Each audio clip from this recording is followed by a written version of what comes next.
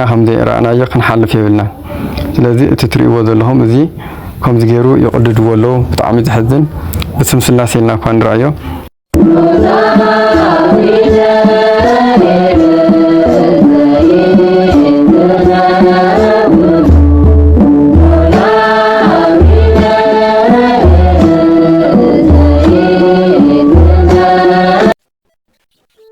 በስመ አብ ወወልድ ወመንፈስ ቅዱስ አሐዱ አምላክ አሜን።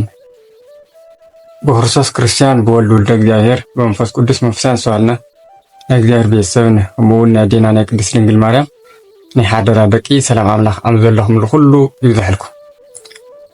ኩራት ሕዋተይ ሕጂ ንሪኣ ብጣዕሚ ክንደየና ይዝኣክል ኣብ ቅዱሳን ስእላትና ሕማቅ ነገር ይሰርሖም ዘለዉ ክንደየናይ ኦርቶዶክስ ናይ ንዕቆም ዘለውና እዚ ድማ ንሕና ንማንም ክንነክእ እንደልን ንሳቶም ድማ ክነኽኡና እውን ኣይንደልን ኢና። ስለዚ ቅድሚ ናብቲ ኣነ መባለይ እዛ ቪድዮ ርኢና ንመለስ።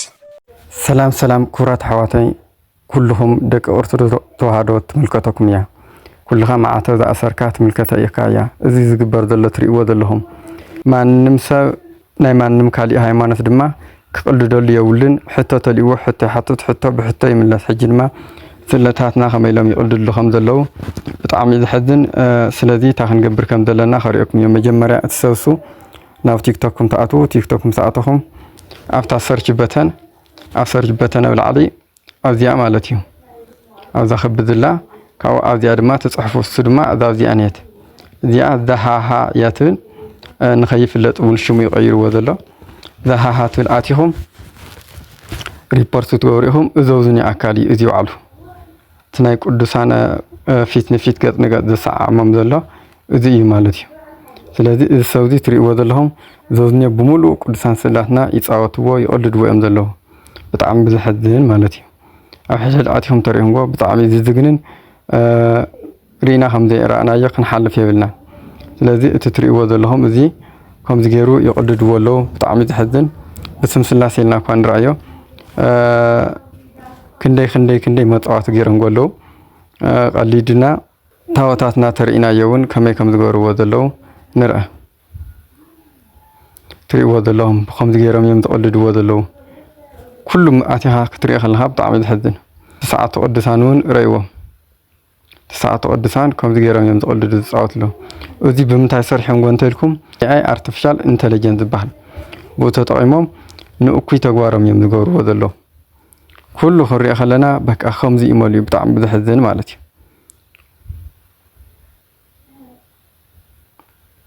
ናይ ስላሴ ንርአ ንኣብነት ብስም ስላሴ ብጣዕሚ በቃ ይሕዝን እዩ እዩ ናይ ኣቦና ናይ ኣቡነ ማትያስ ንረአዮ ትሪእዎ ዘለኹም እዚ እዩ እምበኣይ AI ኣርቲፊሻል ኢንተለጀንስ ተጠቂሞም ማለት እዩ። እግዚአብሔር ይቅረየሎም። እመቤታችን ባዕሉ ክንሪኦ ከለና ትሪእዎ ዘለኹም ናይ እመቤታችን ኣምላኽ ይቀረበሎም። ኣይዳ ናይ ጥበብና ጥበብናሲ ኣበይ እኒኦ ኣበይ እኒኦ ሓቢርና ኮና ክንጓዓዝ ዘለና ሓቢርና ኢና ክንጓዓዝ ዘለና እስክረእይዎ ብጣዕሚ ዝሕዝን። AI ተጠቂሞም ከምዚ ክቅልድልና ከለኹ ንሕና ከታይ ንሰርሕ ኣለና? ናይ እመቤታችን ከመይ ከም ዝግበር ዘሎ ረእይዎ እውን ረእየ ካብቲ ፍቁር ወዲ ኣምላኽና ከምዚ ናይ ዝሙት ስራሕቲ ይሰርሑ ኣለዉ ኣጋንንቲ ኣብዚ ደረጃ እዚኦም በፂሖም እዮም። ስለዚ እንታይ ንገብር ኣሕዋተይ ቀጥታ ናብታ ፕሮፋይል ምስ ኣተና እዛ እዚኣ እያ እዛ ዝነኽኣ ዘለኹ ንነኽኣ ንሳ ምስ ነኽኣና እያ ኣብ ታሕቲ ኣብዚኣ ሪፖርት ትብለላ እዛ ሪፖርት ንነኽኣ ሪፖርት ኣካውንት ትብል እዚኣ መሊስና ክሊክ ንገራ እሳ ክሊክ ምስ ገበርናያ እታ ናይ መጀመርያ ፖስቲንግ ኢን ኣፕሮፕሪየት ኮንተንት ዝብል ንነኽኣ ንሳ ምስ ነኽኣናያ እታ ካልአይቲ ሄት ኤንድ ሃረስመንት ፅልኢትን ሰብ ዝጎድኡ ነገራት ምልኣኽ እኒኦ እዚ ንሳ መሊስና ክሊክ ንገራ እሳ ምስ ነኽኣናያ እታ ናይ መጀመርያ ሄት ስፒች ኤንድ ሄትፉል ቢሄቨር ትብል ክሊክ ንገራ ክሊክ ምስ ገበርናያ ኣብዚኣ ንያትና ኣብታ ናይ መጀመርያ ነጥ ኮይና ኣብዚኣ ታሕቲ ሪሊጅን ጀንደር ኤንድ ሴክሹዋል ኦሪንቴሽን ከምዚ ዓይነት ዝለቁ ሪፖርት ጌርካ ከተዕፅኦም ከም ትኽእል እዩ ዝነግረና ዘሎ። ስለዚ أفتحت خيرنا وديا ساميت نولا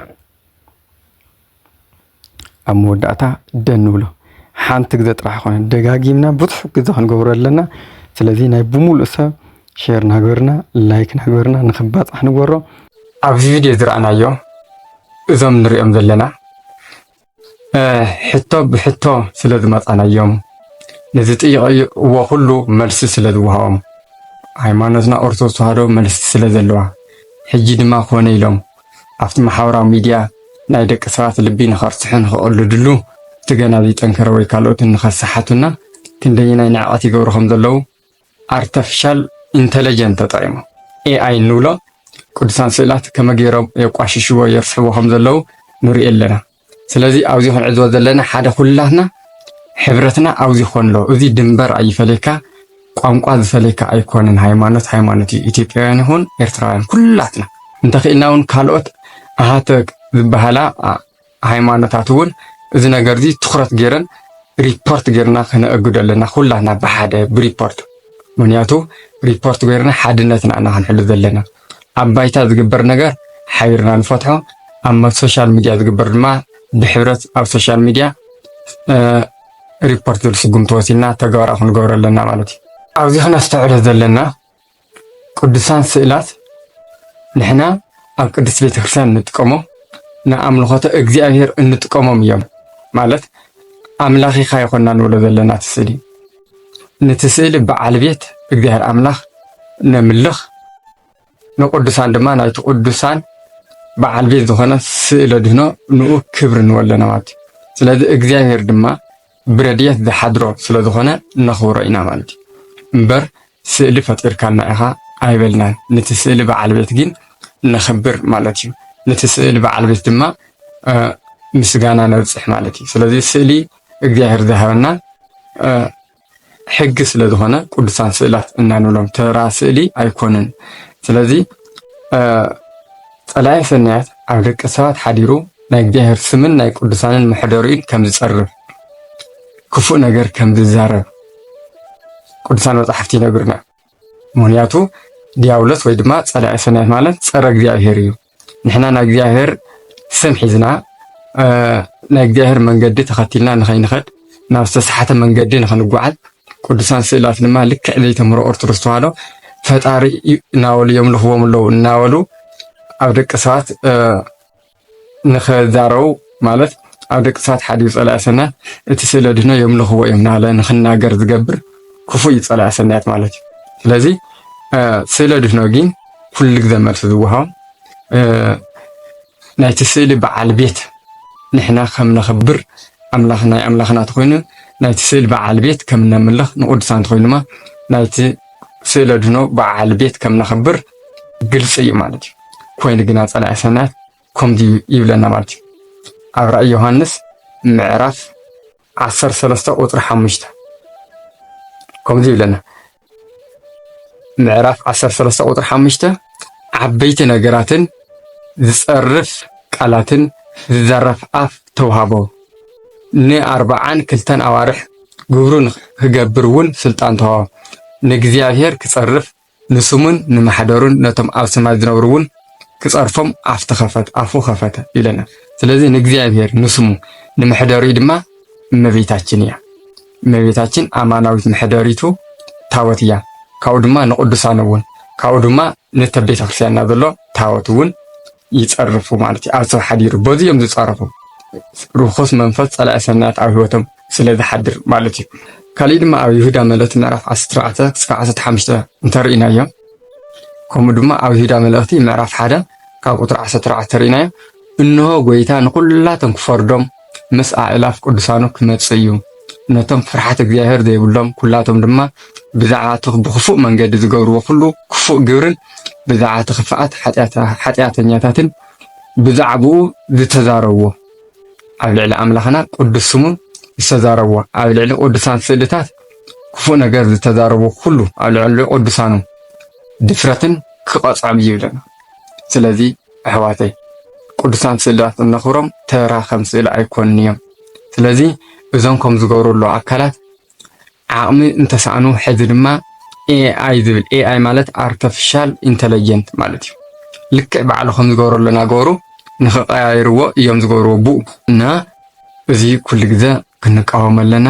ኩላትና ሓደ ኮይና ድማ ሸር ላይክ ናገርና ናብ ኩሉ ክበፅሕ ኣለዎ። ምክንያቱ እዚ ስእሎ ድህኖ እዚ ኣብ ገዛኻ ዘቐመጥካ ኣለኻ ኢኻ እወ ክብሪ ትህቦ ኢኻ ኣብ ገዛኻ ማዕተብ ዘንጠልጠልካ ኩልኻ ቤተክርስትያን እትስዕም ቀሊ የኾነን ብሕብረት ክንጓዓዝ ኣለና።